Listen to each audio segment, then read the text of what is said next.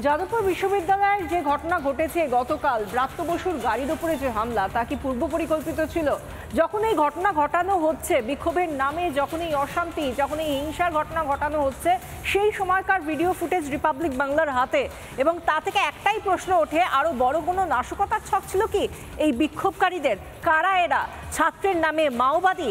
কাদের জনগণের ট্যাক্সের টাকায় পোষা হচ্ছে যাদবপুরের ক্যাম্পাসে?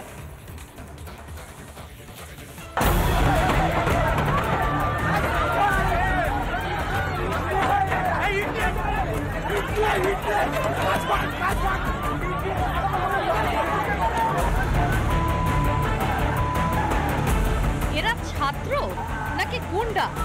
যাদবপুর বিশ্ববিদ্যালয়ে নৈরাজ্যবাদী টুকরে টুকরে গ্যাংয়ের ঘাঁটি বহুদিন আগে থেকেই, কিন্তু রাজ্য সরকার ঢিল দেওয়ায় এরা এতটাই মাথায় চড়েছে, এখন শিক্ষামন্ত্রীর ওপর হামলা চালাতেও ভয় পাচ্ছে না তারা। শিক্ষামন্ত্রী ব্রাত্য বসুর ওপর হামলার যে ঘটনা, সেই ঘটনা কি পূর্ব পরিকল্পিত? আগে থাকতেই হামলার যাবতীয় পরিকল্পনা ছকে রেখেছিল এই টুকরে টুকরে গ্যাংয়ের সদস্যরা।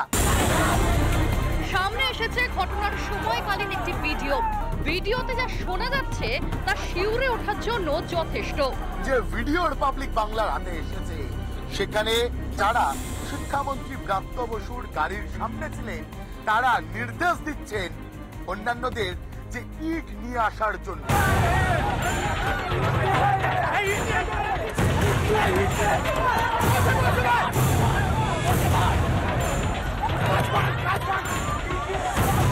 পড়ুয়াদের ওপর দিয়ে গাড়ি চালিয়ে দায়িত্বশীল জনপ্রতিনিধির পরিচয় দেননি শিক্ষামন্ত্রী ব্রাত্য বসু।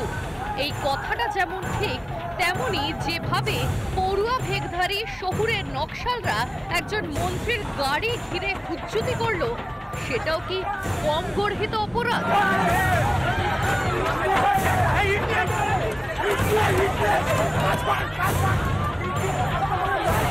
যাদবপুর বিশ্ববিদ্যালয় ক্যাম্পাসের মধ্যে তাহলে কি ইট মজুত করে রাখা হয়েছিল, যাতে অনায়াসে পরিকল্পনা মাফিক এই টুকরে টুকরে গ্যাং হামলা চালাতে পারে? গোটা যে পরিস্থিতি, সেই পরিস্থিতি আরো একবার প্রশ্ন তুলে দিচ্ছে, এই টুকরে টুকরে গ্যাং আদতে কি চায়?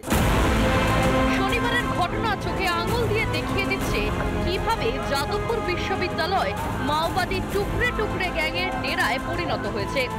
70-এর দশকে যাদবপুর ক্যাম্পাসের মধ্যেই তৎকালীন উপাচার্য গোপাল চন্দ্র সেনকে খুন করেছিল নকশালরা। আজও ক্যাম্পাস দাপিয়ে বেড়াচ্ছে তাদেরই উত্তরসূরিরাই, অথচ সরকার নির্বিকার।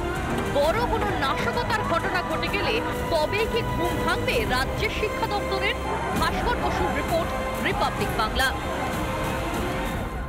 নানা ধরনের কন্টেন্ট দেখার জন্য লাইক করুন, শেয়ার করুন আমাদের ফেসবুক পেজ, সাবস্ক্রাইব করুন আমাদের ইউটিউব চ্যানেল। পাশাপাশি অন্যান্য ব্রেকিং নিউজের জন্য অবশ্যই চোখ রাখুন রিপাবলিক বাংলায়।